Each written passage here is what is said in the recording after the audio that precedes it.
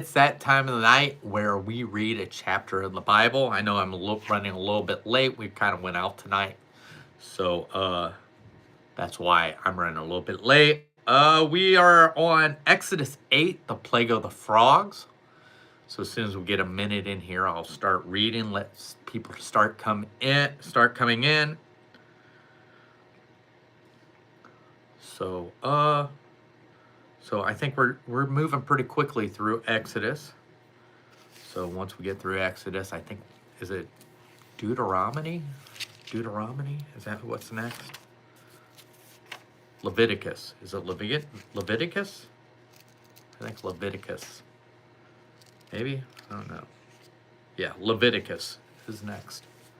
So if you're in here, Kevin, hello. So we're getting ready to start this here in just a few seconds. And here we go. Exodus 8, the plague of the frogs. 7 days passed after the Lord struck the Nile. Then the Lord said to Moses, "Go to Pharaoh and say to him, 'This is what the Lord says. Let my people go, so that they may worship me. If you refuse to let them go, I will plague your whole country with frogs.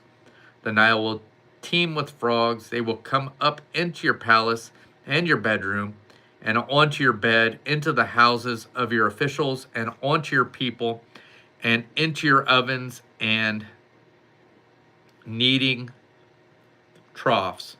The frogs will go up on you and your people and all your officials.'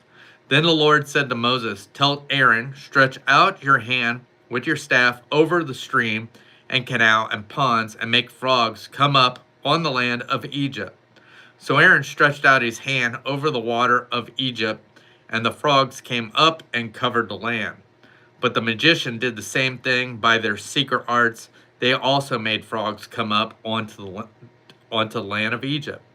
Pharaoh summoned Moses and Aaron and said, 'Pray to the Lord to take the frogs away from me and my people, and I will let your people go to offer sacrifice to the Lord.' Moses said to Pharaoh, 'I leave to you the honor of setting the time for me to pray for you and your officials and your people, that you and your houses may be rid of the frogs, except for those that remain in the Nile.' 'Tomorrow,' Pharaoh said. Moses replied, 'It will be as you say, so that you may know there is no one like the Lord our God. The frogs will leave you and your house, your officials and your people. They will remain only in the Nile.'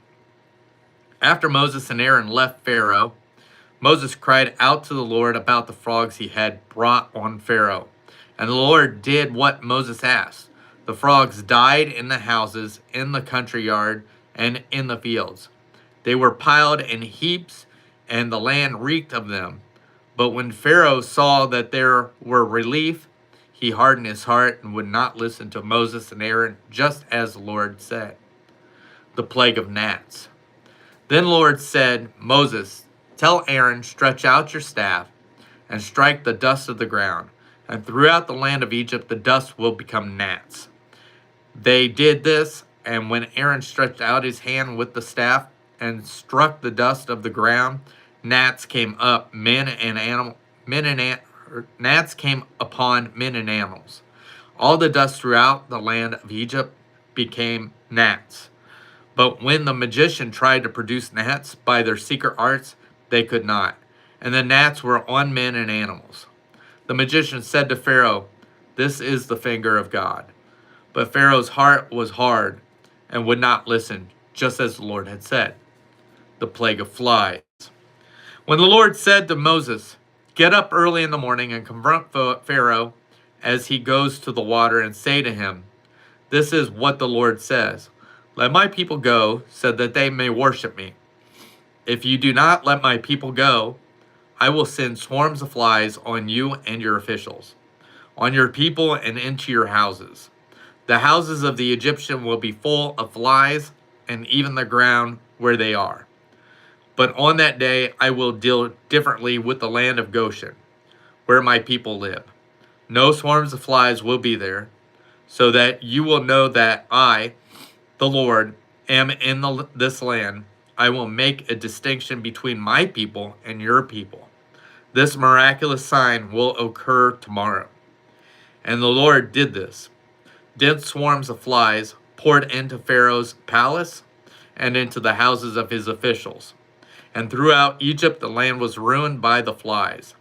Then Pharaoh summoned Moses and Aaron and said, "Go sacrifice to your God here in the land."